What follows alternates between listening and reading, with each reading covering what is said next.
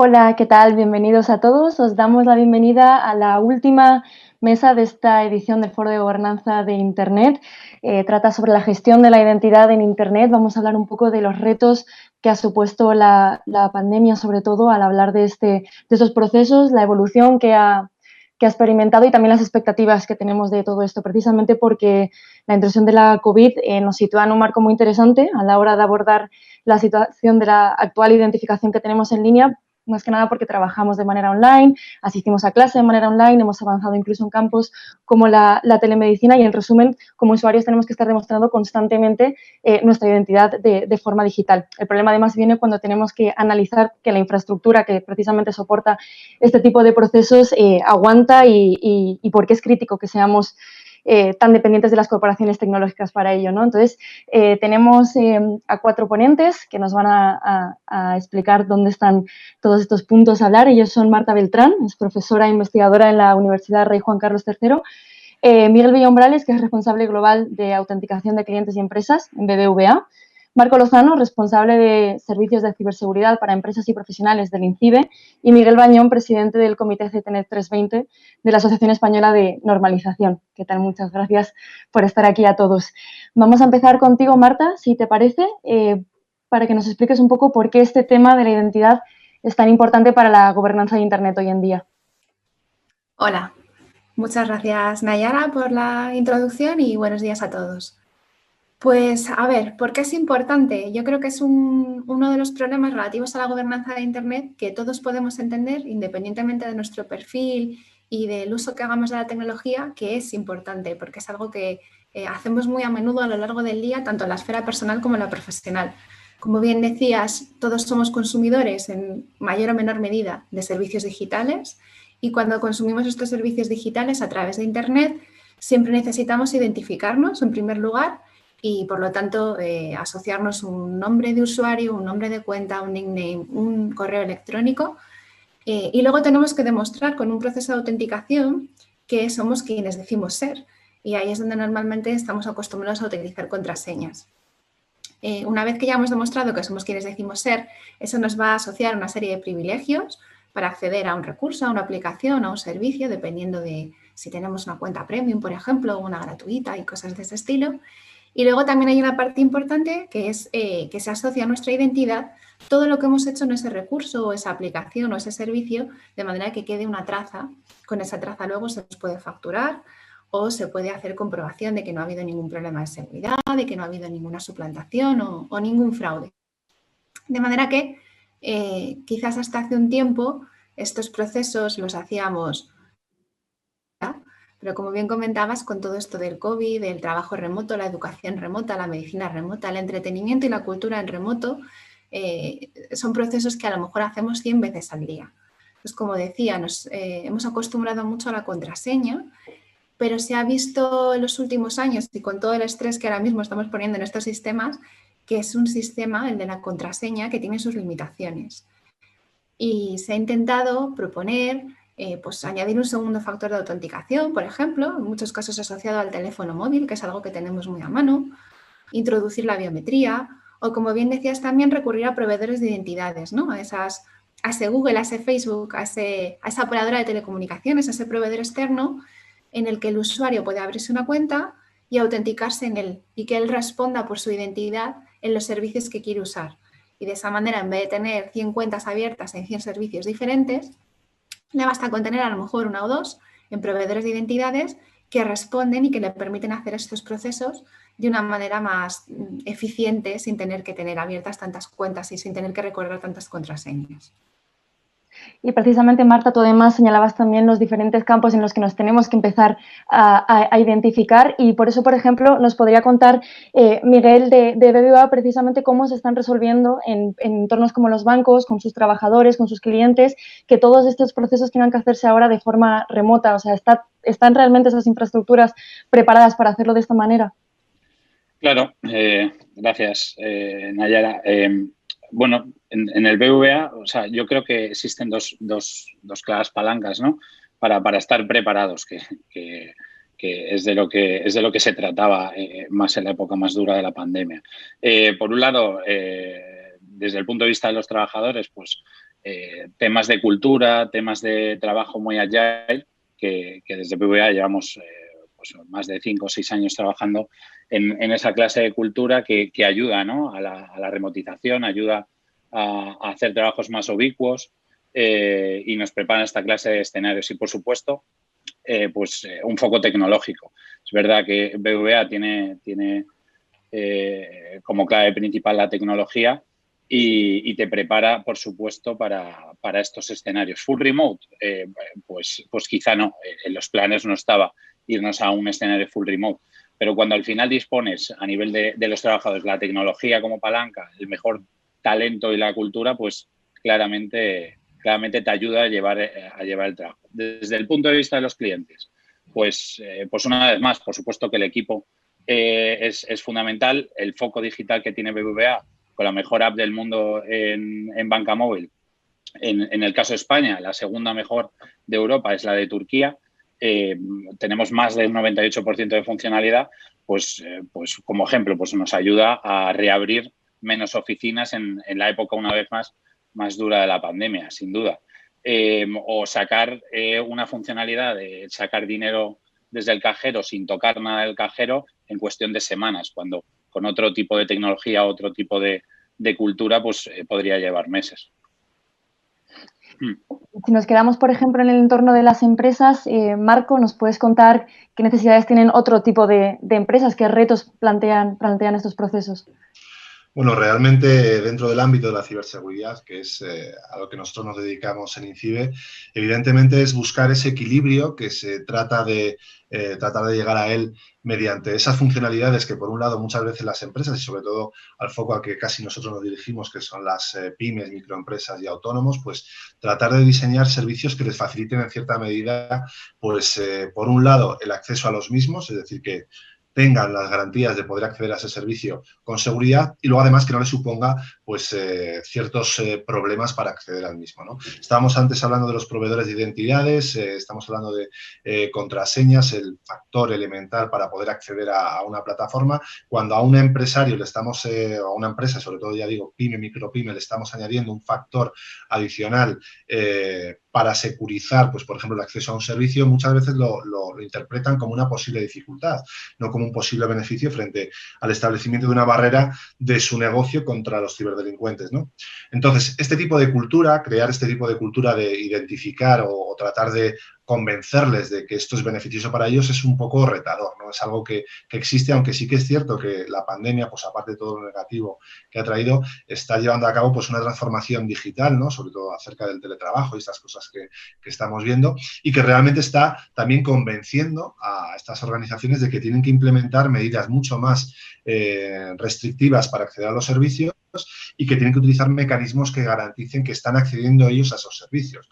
Hablamos antes de los proveedores de identidades, que es una solución muy interesante, pero también sabemos que existen amenazas que afectan a ese tipo de proveedores de identidades, como por ejemplo, si a un usuario son capaces de engañarle para que utilice una aplicación concreta y utilice pues, la identificación con ese proveedor y sea además, pues ponga abierto pues, todo lo que está asociado a ese proveedor de identidad, ¿no? Entonces, bueno, es muy importante utilizar estos mecanismos de identificación robustos a través de las cuestiones que ha mencionado antes Marta, pero luego además también es muy necesario crear una cultura en ciberseguridad en relación, bueno, pues al acceso a estos servicios. Bueno, me imagino que además esto es un proceso que se construye desde los diferentes ámbitos que estamos tocando. Miguel, si me podrías contar de la UNE, por favor, desde el punto de vista de la estandarización, ¿dónde estamos? ¿Qué estándares hay en la actualidad para resolver estos problemas que vienen comentando ya Miguel, Marco y Marta, y en cuáles se están trabajando? Bueno, pues buenos días. Muchas gracias por permitirme participar en este coloquio. O sea, estamos escuchando propuestas y soluciones y problemas por parte de bancos, por parte de administraciones. Esas propuestas, esas formas de resolver los problemas, pues unas serán mejores, otras son peores. Nosotros trabajamos en normalización y una norma, un estándar, al final, pues viene a ser como el acuerdo nacional, internacional, europeo, depende del nivel de la norma, sobre la mejor manera de hacer esas cosas. Las normas, además, tienen una utilidad fundamental, que es servir de ayuda al cumplimiento de la legislación. Y entonces, pues cuando hay una legislación, por ejemplo, que aplica la gestión de la privacidad, pues las normas instrumentan la mejor manera de poner eso en marcha. El valor entonces de las normas es tremendo, porque explican cómo hacer las cosas de la mejor manera posible. Y bueno, pues desde el punto de vista de qué tenemos hecho, tenemos un montón de cosas hechas. UNE es la entidad española de normalización, pero realmente no estamos en un mercado, no estamos en un escenario exclusivamente español o nacional, sino que precisamente, bueno, pues nuestra economía está integrada en Europa y en el mundo. Y cuando nos conectamos y nos enchufamos, nos conectamos al mundo. Con lo cual, realmente el esfuerzo y el foco y la contribución española está siendo en las normas internacionales. Las más relevantes en campo de privacidad son las de ISO, ISO y ECEL, su comité 27 de JTC1, tiene unos códigos cada comité de normalización, y ahí realmente se han desarrollado ya durante muchos años pues normas sobre sistemas de gestión, arquitectura de gestión de privacidad. Tenemos arquitecturas de control de acceso, de identificación. Luego también hay normas sobre mecanismos concretos de protección o de identificación, de biometrías, diferentes factores y demás. La lista de normas es realmente importante.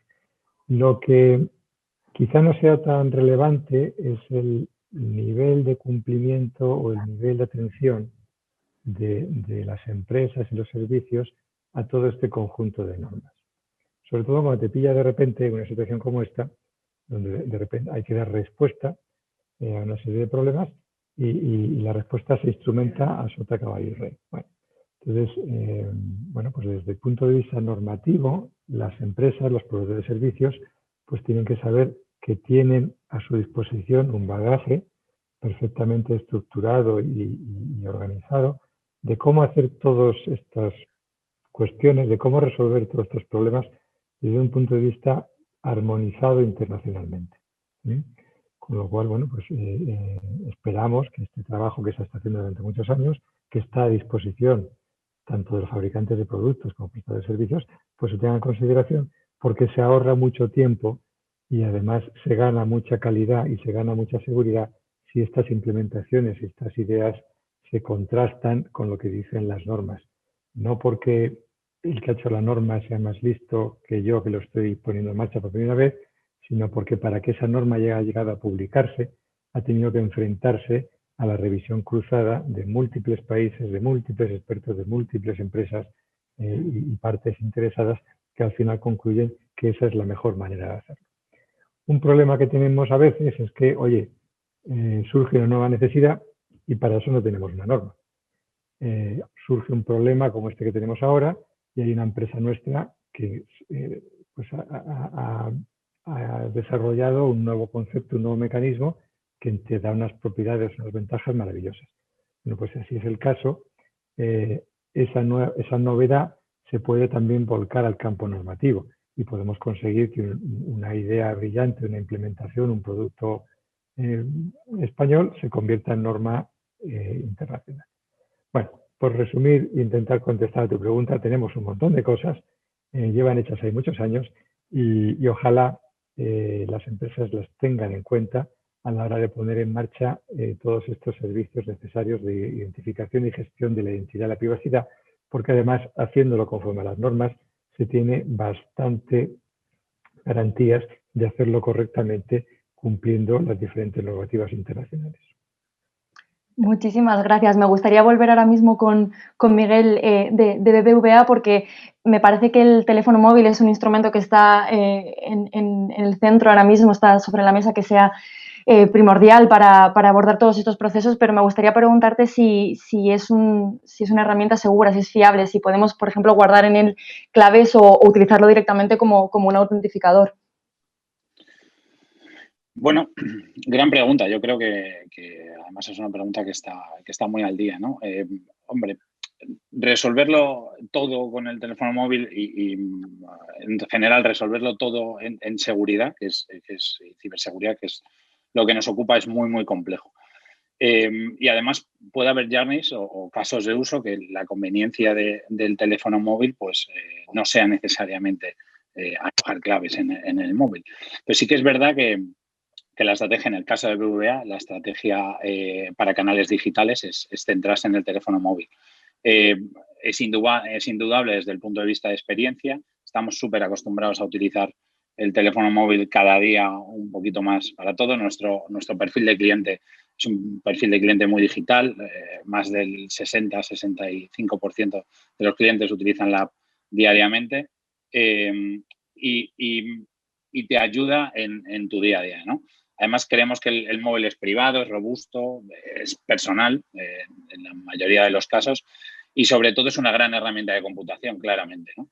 Y los últimos terminales, desde hace ya varios años, incluyen lo que se denomina en inglés, ¿no?, el Secure Enclave. Al final, lo que tienes es una parte privada y una parte hardware en el que sí que nos resulta fácil y nos resulta muy, muy seguro alojar claves para que no sean accesibles por malware o terceros.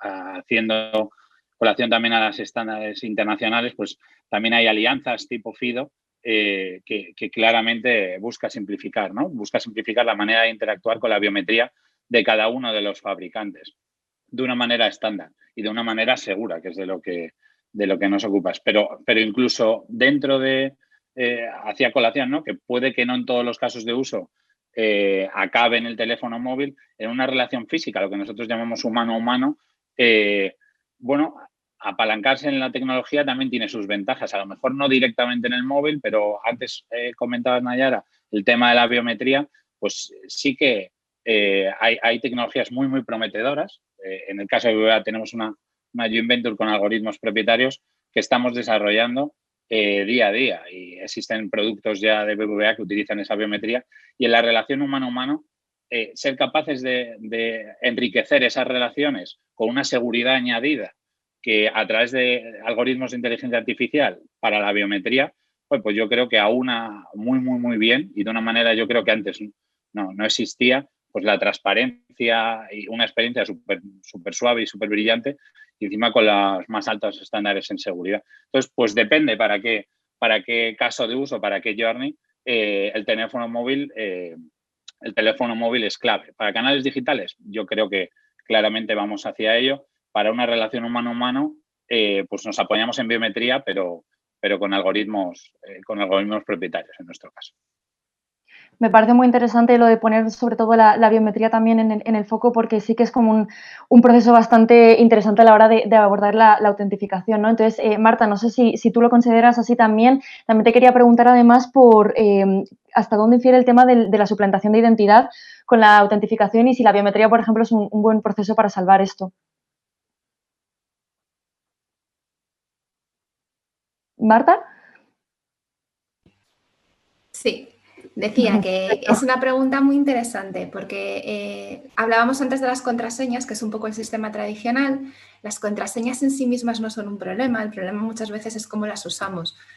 Si te fijas, Miguel, Marco, Miguel de nuevo han usado mucho la palabra cultura, ¿no? El cómo usan las personas, cómo están acostumbradas las personas a usar la tecnología, la filosofía que hay por detrás de esos usos, ¿no?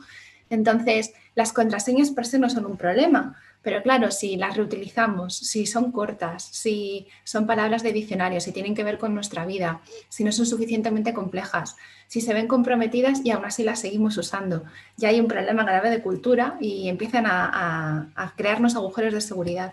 Y de ahí que movamos un poco la mirada y busquemos otras alternativas.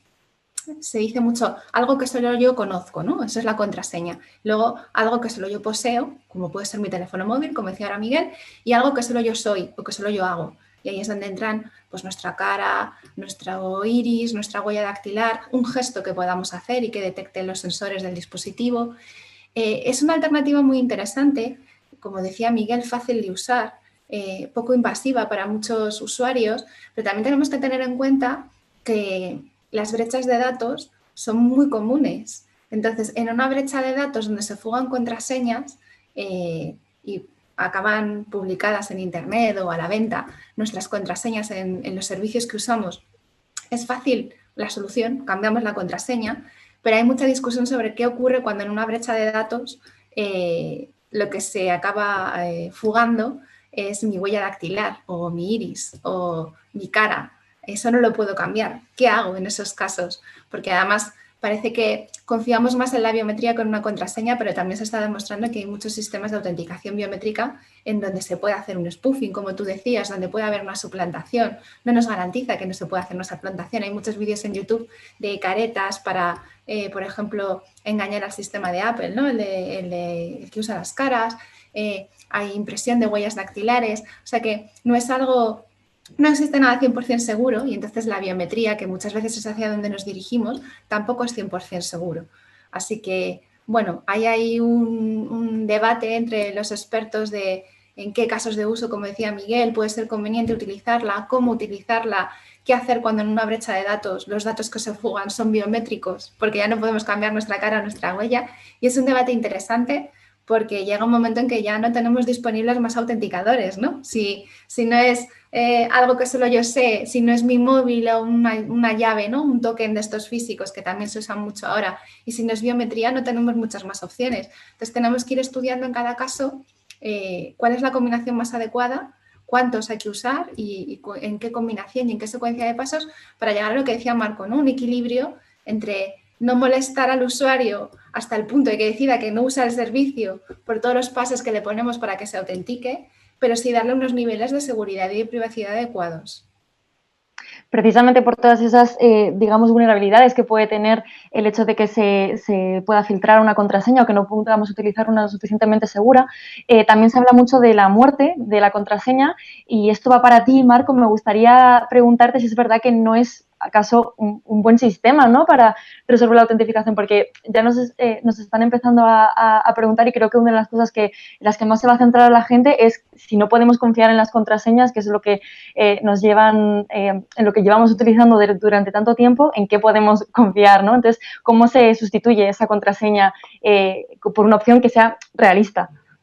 A ver, yo pienso que en el corto plazo la contraseña no va a morir, ¿de acuerdo? Porque de hecho va a seguir siendo la primera barrera que vamos a poder implementar frente a la utilización de estos servicios y contra un ciberdelincuente o contra una persona que quiera utilizarla, ¿no? Es decir, va a ser un elemento adicional que se va a ir añadiendo capas sucesivas en base a esto. ¿Qué ocurre con las contraseñas? Bueno, pues hay multitud de información donde se menciona que las contraseñas por sí solas no son suficientes. Ahí sí que estoy de acuerdo, porque nosotros como usuario o una empresa que utiliza únicamente el mecanismo de autenticación contra un servicio que utilice usuario y contraseña es algo arriesgado. ¿Por qué? Porque bueno, nosotros podemos tener una contraseña que sea así, de 25 caracteres, con todos los criterios necesarios para robustecer esa contraseña, pero ¿qué ocurre si yo, por ejemplo, no estoy educado, no estoy formado para ser capaz de identificar un phishing, ¿vale? O una suplantación a través del correo electrónico o a través de una página web, y yo soy tan ingenuo con esa contraseña tan buena que tengo, que cumple los criterios de fortaleza,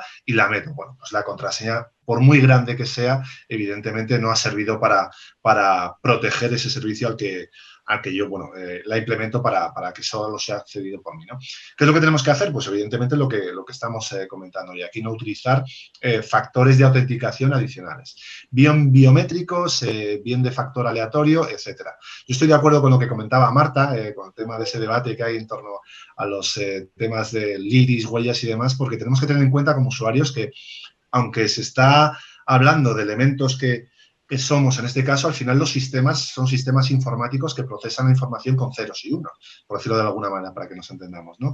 Entonces, si nuestro rasgo biométrico es capaz de ser interpretado por un sistema de deep learning o de inteligencia artificial para que sea suplantado y accedido a esos sistemas que tenemos implementados para evitarlo, pues evidentemente estaremos en una situación que no nos va a favorecer ni en el futuro próximo ni en ningún momento, ¿no? Porque siempre va a existir esa posibilidad, como también comentaba antes Miguel del BBVA, que en ciberseguridad no hay nada 100% seguro. Con lo cual tendremos que establecer mecanismos que garanticen pues la utilización confiable de esos servicios a través de lo que sea. Yo tengo muchísimas anécdotas, incluso yo he sido objeto de suplantación y demás.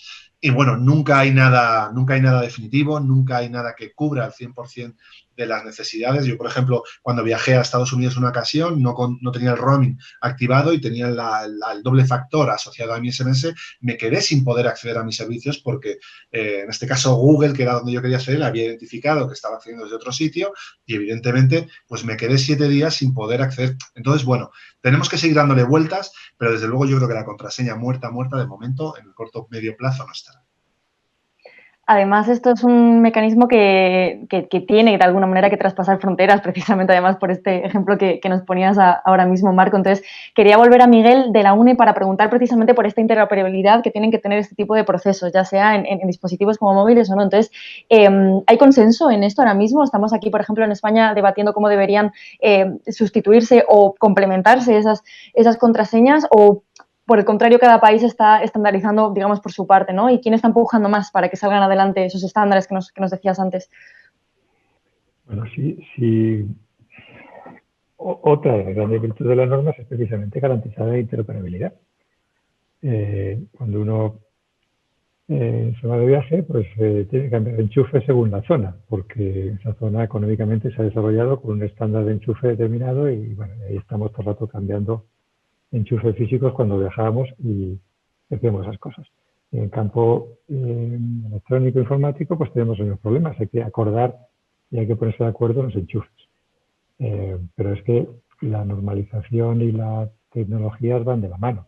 Cuando hablamos de Internet, hablamos de protocolos, hablamos de aplicaciones, hablamos de servicios que están todos ellos prácticamente estandarizados. Y al final, la propia necesidad de la interoperabilidad internacional hace que todo eso acabe en el campo de las normas internacionales. O sea que sí, está todo en proceso de estandarización y lo único que tenemos son esos picos de innovación y esos picos de desarrollo puntual. El EBV nos está explicando que desarrolla unas soluciones basadas en algoritmo propietario. Pues esos algoritmos propietarios, cuando tengan que hablar con otro banco y tengan que intervenir en un contexto más plural, pues tendrán que ponerse de acuerdo, porque si no, no se hablan. Y esa puesta en acuerdo, pues lo normal es que acabe pues produciendo un nuevo estándar y que acabe permitiendo que todo el mundo entienda cómo hablar con el BBV, con esos algoritmos o con lo que sea menester. Entonces, pues sí, ¿quiénes son los más pujantes? Preguntabas. Bueno, pues ¿quién invierte más en tecnología? ¿Quién invierte más en hacer las cosas bien hechas? Pues los países más bollantes. Y entonces tenemos, creo que 3 grandes bloques que además están condicionados o tienen un punto de vista muy particular en función de su diferente aproximación normativa o legislativa. Entonces, los europeos como conjunto tenemos una concepción de la privacidad pero bastante común y tenemos una directiva europea y tenemos una serie de desarrollos nacionales pero que son todos bastante parecidos y el europeo, bueno, pues tiene una idea del derecho a la privacidad que desde luego se traslada en las aportaciones europeas a las normas. Los americanos, pues otro gran bloque económicamente más potente y quizá con una aproximación menos pegada a la legislación y más orientada al negocio. Y luego está el bloque asiático, pues fundamentalmente liderado por China, que tienen también su aproximación a los estándares en función de su legislación. Y al final nuestras normas internacionales pues son un consenso de estos 3 grandes puntos de vista, desde luego complementados con los pequeños países que también tienen voz y voto en las normas. Me gustaría además unir esto con un punto que habéis tocado varios, aunque sea desde diferentes perspectivas, y está relacionado precisamente con quién se establece, ¿no?, como proveedor universal de identidad digital. O sea, aunque tenga que cambiar en distintos países, no sabemos si esto es un rol que tienen que adoptar los gobiernos y son ellos los que tienen que procurar estos procesos. Si deben, en cambio, ser las grandes tecnológicas, ya vemos que a través de Google, a través de Facebook, son empresas que se postulan muchísimo a la hora de ofrecernos ese proceso de manera fácil, sobre todo para el nivel de usuario medio, ¿no? Entonces, me gustaría conocer un poco la opinión que tenéis cada uno sobre quién debería ser este actor que pudiese otorgar de manera más segura y más eficaz estos procesos. Empezamos con Marta, contigo, si te parece. Vale, pues como decía en mi primera intervención, hay una solución que es esta de los esquemas federados para todo esto de la identidad y de la autenticación, en la que no hacemos que el usuario se cree una cuenta en cada servicio y en cada recurso y en cada aplicación que va a usar, sino que tenga 2 o 3 en proveedores de identidades que responden por él. De manera que si yo como usuario quiero hacer un check-in para un vuelo o quiero acceder a un servicio de streaming para ver una película o quiero acceder a mi centro educativo para hacer un examen, no necesito una cuenta en cada uno de ellos, sino que yo me voy a un proveedor de identidades donde me autentico y él responde por mí en cada uno de estos sitios o servicios o recursos, ¿vale? Entonces, hago que el usuario tenga cuenta en 2 o 3 proveedores de identidades, no en 100 o cientos de servicios o sitios diferentes. Y yo creo que todos nos hemos acostumbrado a hacer ese gesto de autentícate con, que es el botón ese que nos aparece y es con Google, con Facebook, porque son las primeras que se han postulado, ¿no? Como tú decías, como grandes proveedoras de identidades, las tecnológicas. Eso ha funcionado durante un tiempo, pero tiene sus limitaciones, ¿vale? Una, Google o Facebook es bastante posible que sepan quién soy yo en el mundo real, pero no tienen por qué saberlo. Entonces, para ciertos procesos de autenticación se quedan cortos porque cuando yo me relaciono con la administración pública, por ejemplo, cuando yo voy a pagar una multa o unos impuestos, el Estado necesita saber que yo soy yo con mi nombre y apellidos y mi DNI. Y Google y Facebook puede que lo sepan, casi seguro. Pero no han visto mi DNI, ¿vale? Espero. Entonces, hay una parte ahí de necesidad de conocer la identidad de la persona en el mundo real. También hay una parte muy importante, digamos, de delegación de responsabilidades en cosas serias, en cosas críticas, en empresas estadounidenses que son grandes tecnológicas que a lo mejor no cumplen con todos los estándares, como decía ahora Miguel Bañón, en lo que se refiere a privacidad. A lo mejor yo como ciudadana europea no quiero que Google o Facebook o grandes tecnológicas con sede allí sepan todo lo que hago y dejo de hacer y a dónde accedo y a quién contrato y si viajo o no. Entonces, ahí han aparecido las operadoras de telecomunicaciones, que serían otro posible proveedor de identidades. En muchos casos ya tenemos contrato con las operadoras, con lo cual sí que saben quiénes somos, con nombre y apellidos, y sí que tienen copia del DNI. También los bancos, ahora Miguel nos lo puede contar, pero los bancos en algunos países también están pujando por ser proveedores de identidades. Y luego están los gobiernos, las administraciones públicas. Todo esto del COVID ha acelerado mucho la necesidad de manejar las identidades digitales de los ciudadanos para que se relacionen con las administraciones públicas o para que tengan resuelto el tema de tener un proveedor de identidades de confianza en contextos críticos como puede ser el de salud. Entonces, hay países donde hay sistemas de identidad digital donde el proveedor es el propio gobierno, una agencia estatal, una administración pública. El año pasado en estas jornadas, en las del IGF, me acuerdo que vino un representante de France Connect, que es la iniciativa francesa en este sentido, y hay iniciativas similares en otros países. Aquí nos hemos quedado un poco estancados con el tema del DNI electrónico, que funciona de otra manera, con certificados. Todavía no tenemos este concepto de la administración pública como proveedor de identidades, pero yo creo que es un poco a donde se tiene que ir avanzando, ¿no? Que podamos escoger entre distintos tipos de proveedores y no es para mí igual de importante con quién me autentico cuando hago un check-in de un vuelo que con quién me autentico cuando voy a pagar mis impuestos o cuando voy a hacer un examen o cuando voy a pedir cita para el médico o consultar unos resultados de unas pruebas médicas. No sé qué pensáis vosotros. Sí, justo os iba a comentar que como además Marta ya ha introducido el tema además de empresa en bancos, si te parece, Miguel. Miguel, yo, ¿no? La perspectiva del banco. A ver, realmente hay un tema que sí que nos parece relevante, me parece personalmente relevante. Es decir, es verdad que, como ha dicho Marta, ¿no? El tema de conéctate con los grandes players tecnológicos, pues llevamos bastantes años, sí que parece que empezamos a ser un poco más recelosos, se ha estancado, aunque el uso es masivo, pero sí que se estanca el poderlo utilizar en otras partes, ¿no? de la vida. ¿Por qué?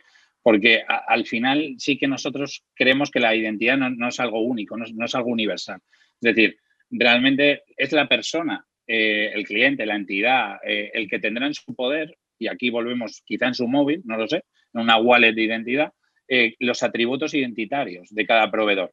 Es verdad que nosotros no vemos un gran jugador que maneje, o dos grandes jugadores que manejen esos proveedores de identidad, que maneje el resto de consentimientos de proveedores de servicios, sino que vemos que es el cliente el que al final va a tener toda la titularidad de sus datos y va a tener el poder. Y tenemos herramientas digitales para que ese cliente, para que esa persona sea capaz de nutrir su propia identidad, darle su visibilidad digital, pues la parte, hablamos de doctores, la parte de bancos, la parte de telcos, la parte incluso de gobiernos, desde el teléfono móvil o desde la plataforma que sea, pero es el cliente, es la persona el que tiene que gestionar ese consentimiento, esas facilidades de compartición. Creemos que se va a basar todo ese proveedor, esa plataforma de identidad será aquel que los consentimientos, o sea, por supuesto, una máxima seguridad, pero en que los consentimientos, la compartición se base. Los gobiernos, pues claramente yo creo que todos miramos a estándares de gobiernos o a estándares normativos que tienen que establecerse como proveedores, pero más que de plataforma de identidad, una marca de confianza entre esos atributos que ingestas en tu identidad y las personas.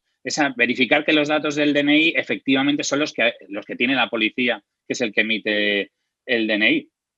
Obviamente, ¿los bancos podemos ayudar? Seguro que sí. O sea, tenemos un fuerte compromiso tanto de regulación, o NAIAR Customer también nos piden los reguladores que verifiquemos fehacientemente que la persona que se está dando de alta, por ejemplo, remotamente en el banco con el selfie, pues es quien dice ser. Y hay unas regulaciones inmensas, ¿vale?, que tenemos que cubrir. Entonces, ¿podemos echar una mano? Seguro que sí, pero al final el cliente, la persona, el nombre y apellidos que aparecen en el DNI, pues mirará seguro al gobierno. Seguimos con Miguel Bañón, si os parece, y cerramos con Marco, antes de pasar a las preguntas de los espectadores. Bueno, vamos a ver. Desde el punto de vista técnico, la federación de la gestión de la entidad y todas esas cosas están resueltas hace muchos años y no tienen ningún problema. Pero tu pregunta, yo creo que tu pregunta hay que dar una contestación no desde el punto de vista tecnológico, sino como bien apunta mi tocayo Miguel, es que tiene muchas implicaciones de otro tipo. Ya no solo legales, sino personales. Entonces, yo, por ejemplo, ante la pregunta quién va a ser el gestor último máximo de la entidad, pues espero que nadie. Es decir, como persona usuaria de todos estos chismes, no me apetece un pimiento que nadie tenga el control final Al final es que estamos ya en un punto de la implantación de las tecnologías, que las tecnologías es nuestra vida y según definimos la vida, se definen las tecnologías y al revés. Entonces, tecnológicamente tenemos estándares para hacer lo que nos dé la gana. ¿Qué es lo que queremos hacer? Eso es otra historia. Y es un debate cultural y mucho más complicado de resolver. En lo que a mí respecta, no tengo ningún interés en que haya un proveedor único de identidad que controle todo lo que yo hago. O sea que, pero bueno, desde el punto de vista de las normas, si eso se quisiera hacer, sabemos hacerlo. Vale, para poner yo un poco punto final a lo que han comentado mis compañeros y que poco más tengo que decir, ¿no? Totalmente de acuerdo en lo que comenta Miguel Bañón, o sea, yo me iría de la tierra si pudiera, en el caso de que existiera eso, no sería capaz de soportar que una única entidad pues gestionara toda esa información. Y yo creo que mucho se está haciendo ahora pues un poco como se utilizan las contraseñas, ¿no?, con estos proveedores de identidad. Es decir, yo utilizo un proveedor de identidad pues así más normalillo, pues por ejemplo como Google y Facebook, y perdóname lo de normalillo, para acceder a servicios que sean menos importantes. Y luego pues utilizo, pues por ejemplo, el sistema clave que tenemos en España para acceder a los sistemas más críticos, como comentaba Marta. Es decir, lo ideal es pues tratar de buscar pues ese proveedor en base a lo que vamos a utilizar. Lo mismo que utilizamos una contraseña que es pues poco robusta o así muy facilona para un servicio que vamos a utilizarlo de una manera muy poco frecuente o que no nos importa o vamos a registrarlo por un periodo de tiempo muy corto, pues aquí ocurre un poco igual, ¿no? Tenemos que tratar de utilizar un proveedor de identidad que realmente nos afiance pues esa confiabilidad para la utilización del servicio. Evidentemente hay algo que también es muy importante de cara a los usuarios, que Entonces, ¿qué privacidad o qué garantías le ofrece ese proveedor con respecto a cómo va a utilizar la información? Porque no debemos olvidar que muchos de estos proveedores de identidades, cuando tú accedes a un servicio, tú al acceder o al autorizar los términos de uso, sabes que va a coger cierta información de esos servicios que tú vas a utilizar. Entonces, bueno, yo, por ejemplo, que soy old school, no sé si porque me dedico a la ciberseguridad o por cualquier otro motivo conspiraparanoide que esté en mi cabeza, yo soy de los que para cada servicio me creo mi usuario y mi contraseña. O sea, trato de evitar los proveedores digitales, pero insisto que es una cuestión personal porque no me apetece nada, como a Miguel Valle no le apetecía aquí un anillo para gobernarlos a todos, por decirlo de alguna manera, pues yo no quiero que esos proveedores de identidades sepan dónde estoy bicheando, como me dijeron el otro día, o qué estoy haciendo por ahí. Entonces, bueno, imagino que habrá muchos, se desarrollarán muchas iniciativas en este campo y seguramente pues tendremos un montón de proveedores donde escoger y en base a la confiabilidad, en base a esos términos de uso que ofrezcan al usuario, pues unos tendrán más éxito y otros tendrán menos éxito. Si os parece, además vamos a pasar con las preguntas que nos están haciendo, a ver si podemos contestarlas de manera breve para poder meter todas las que podamos antes de que termine la sesión en más o menos 10 minutitos. Nos preguntan si existe algún sector concreto en la sociedad que aún no cuente con el empleo de la identidad digital y que vosotros consideréis que se necesitaría aplicar. Si te parece, Marco, ya que has terminado tú. Pues yo creo que sí, pero también es algo un poco de lo que nosotros hemos identificado desde INCIBE, es decir, todo lo que son, por decirlo de alguna manera, usuarios que no están conectados y a pesar de lo que comentaba antes Miguel, de nosotros opinamos que lo de ciber teníamos que quitarlo ya porque ahora estamos en un entorno completamente ciber, es decir, todo está digitalizado, tú vas al banco a intentar hacer algo, muchas veces te dicen que lo tienes que hacer por banca electrónica, pero hay una parte de la sociedad, ¿de acuerdo? Como por ejemplo hablamos de sectores o de personas que están comprendidas entre edades entre 55 años en adelante, que todo esto les suena muy raro y le tienen dificultades para acceder a servicios de esta manera. Entonces, ahí sí que nosotros, por ejemplo, desde INCIBE, a través de la Oficina de Seguridad de Internet y otras iniciativas que tenemos, estamos tratando de ofrecer información, sobre todo relacionada con la ciberseguridad, para que utilicen este tipo de servicios y vean las posibilidades que ofrecen, ¿no? Pero sí que es cierto que esa gente que no está metida en el mundo de lo ciber, por decirlo de alguna manera, no está digitalizada, pues les va a suponer un problema muy, muy, muy importante. Yo siempre pongo de ejemplo a mi suegro, que tiene 72 años, y todas las semanas no hay un día en el que no recriste, como decimos aquí por León, porque no es capaz de utilizar un servicio porque tiene que hacerlo por Internet y no sabe cómo validarse en ese servicio, no sabe cómo registrarse, le llega el doble factor de autenticación del banco al hacer una transferencia que se la hace su hija, que es mi mujer y demás. O sea, hay una parte de la sociedad que ahora mismo, con el tiempo, evidentemente, cuando vayamos recorriendo el futuro próximo, pues estaremos todos completamente integrados. Pero de momento, en el día actual, sí que consideramos que esa gente, esa sociedad que está por encima de los 55 años, pues hay una especie de necesidad para poder implementar o contarles cómo funciona esto y, por supuesto, darles respuestas, ¿no? En el caso de que no lo puedan utilizar. Podemos seguir a lo mejor con Miguel de BBVA para que nos señale si a lo mejor en ese campo concreto que es el corporativo también puede haber algún tipo de carencia. Bueno, realmente, o sea, nosotros en qué estamos trabajando, como te decía antes, o sea, nuestro foco de digitalización es muy claro, ¿no? Entonces sí que vemos que las tendencias y estas personas pues más mayores pues al final van entrando, ¿no? En el caso de mis padres o los padres de todos, al final van entrando muy poco a poco, es verdad que mucho más lento de lo que a todos los hijos nos gustaría, que le tienes que hacer las transferencias o le tienes que suscribir a ciertos servicios por ellos, pero sí que hay otro elemento que puede ser las personas que requieran necesidades específicas, por ejemplo, de accesibilidad o para acceder a esos servicios digitales.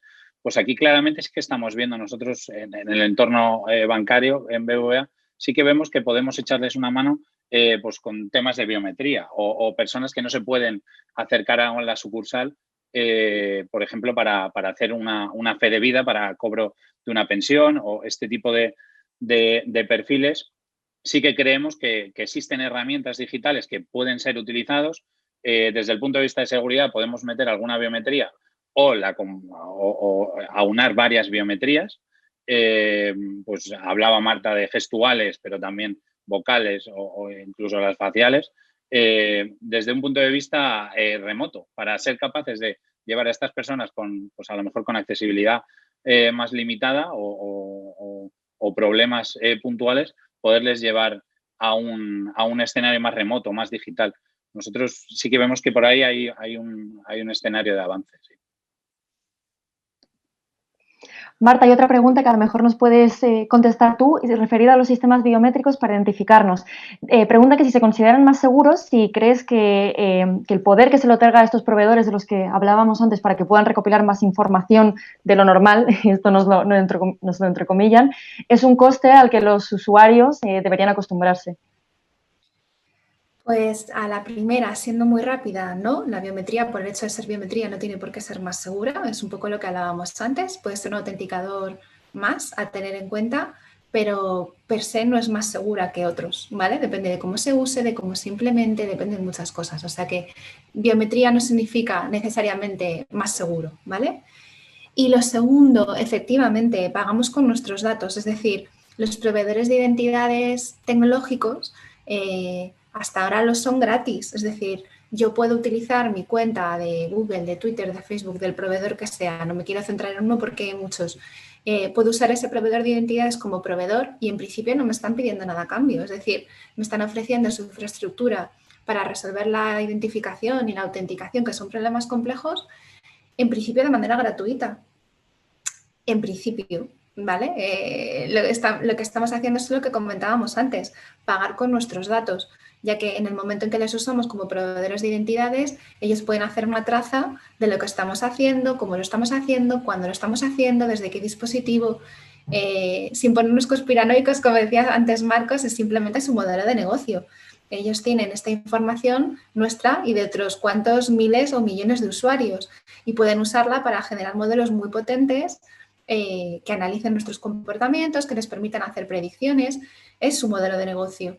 Entonces, de momento, tal y como está todo montado, efectivamente estamos pagando con nuestros datos, porque las especificaciones tecnológicas que decía Miguel, tecnológicamente está todo resuelto. La especificación que resuelve todo esto, tipo Auth o PanID Connect, son especificaciones que le resuelven desde el punto de vista de la seguridad, pero no aportan privacidad. ¿De acuerdo? No están pensadas para que el proveedor de identidades no pueda saber quiénes somos y lo que estamos haciendo. No, están pensadas para resolver la autenticación y funcionan, pero estamos pagando con eso, con datos, con información y tenemos que ser conscientes, porque además ahí hay un intercambio de información entre el proveedor de identidades y el recurso al que queremos acceder que muchas veces tiene lugar sin que nos demos cuenta. Por eso se nos autocompleta un formulario, por ejemplo, en un momento concreto. ¿Por qué? Porque ahí está pasando algo sin consultarnos. Entonces, el proveedor de identidades le pasa datos a la línea aérea o al servicio de streaming sin que yo dé mi consentimiento explícito en esa ocasión. O sea que sí, es algo de lo que debemos ser conscientes y debemos de valorar.